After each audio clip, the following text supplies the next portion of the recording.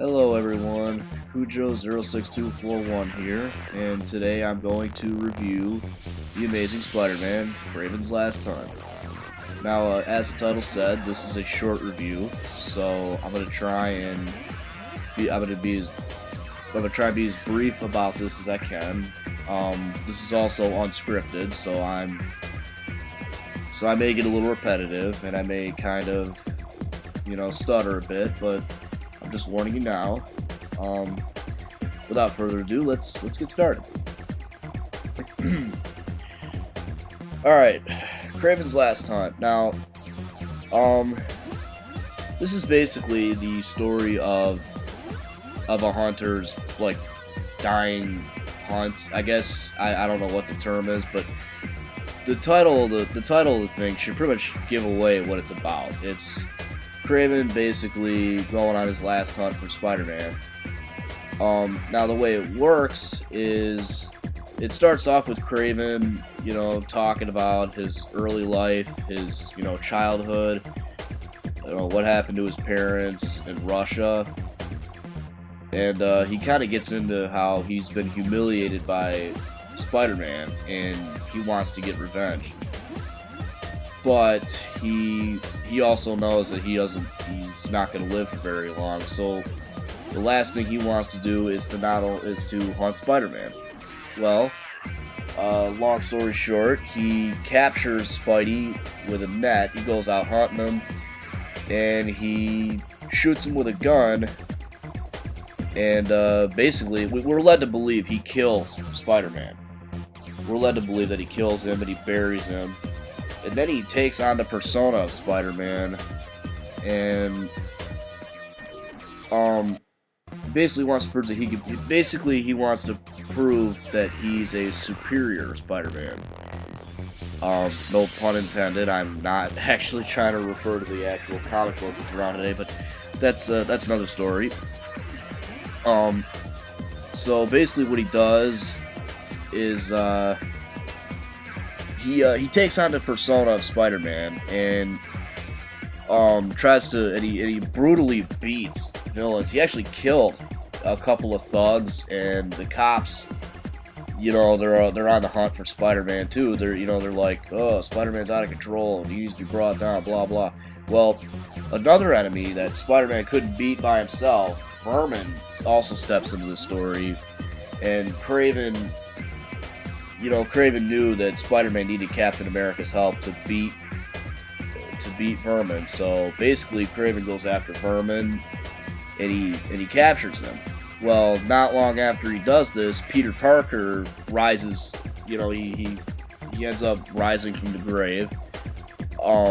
Turns out he was never dead. He basically just got drugged, and he was drugged. He was out for 2 weeks. So for 2 weeks, he was sitting in a coffin.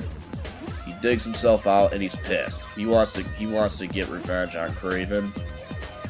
So when he confronts Kraven, he kind of beats the hell out of him a bit, but he doesn't kill him and he doesn't injure him. I think he only takes a couple hits at him, but then Spider-Man notices that he found Vermin. Kraven lets him go, and Spider-Man chases him down. Now, after this, Kraven goes into the same room that he went into when the story first began. He looks at a picture of his parents and himself as a child. He takes the same rifle that he shot Peter with, puts actual bullets in it, and he blows his brains out. It's a very disturbing image. If you've ever read the book, the last thing they show is the blood running down the picture of him as a child. It's really creepy. So yeah, and then basically the way the story, before he kills himself, I should probably point out, he writes a note, a suicide letter, clearing Peter's name, saying that it was an imposter Spider-Man, not the actual Spider-Man. And the way the story ends is, Peter captures Vermin and tells him that he's gonna help him, become normal again. The last thing we see is Kraven being buried. So yeah, it really is Kraven's last hunt. You know, it's the death of Kraven at the end of it, and so yeah, pretty much that's basically the story. Now, a few things I didn't like. I didn't like how, you know, Spidey was web slinging around, and the way Kraven, you know, gets him, Kraven darts him to kind of make him dizzy. Um, the explanation to have behind it is that Peter was sloppy. It's, I don't know, they could have came up with something better. Another thing I didn't like was if Kraven, you know, if for the longest time Spider-Man was destroying Kraven on his own, how come Kraven can beat a villain that Peter couldn't beat on his own? What kind of sense does that make? You know, to me it doesn't make any sense really, because Peter needed Captain America's help, but Kraven, who loses to Spider-Man all the time except for this one time, he can beat Vermin. You know, it didn't make sense to me. It's I don't know. You know, other than that, I really enjoyed this. It was very dark in tone. It was very, you know, the artwork is very brutal. It's very dark. The artwork is very dark. I'm sorry, it's very dark, and it's you know, it kind of reminds me of Batman, you know, and that's what I love. Stories that are very dark in tone and gruesome.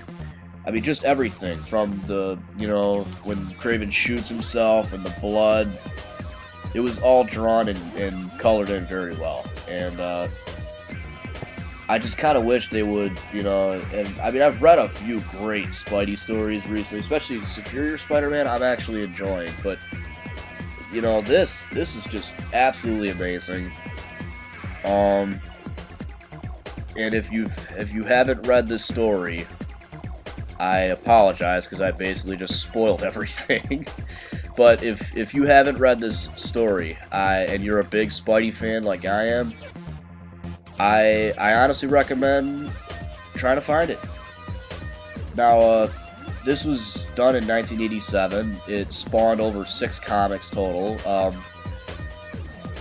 Amazing Spider-Man, Web of Spider-Man, and Spectacular Spider-Man. But rather, you know, the easiest way to do it is trade paperback. That's how I did it. I actually ordered a trade paperback off eBay, and that's how I got it.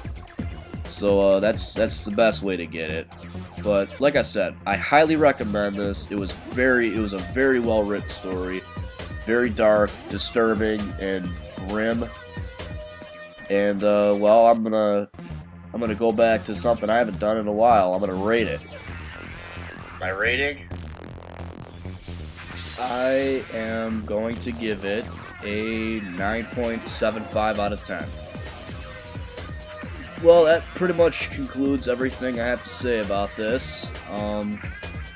I apologize if I spoiled this at all and you plan on getting it, but again, I highly recommend it. And well, that's that. This is Cujo 06241 signing out.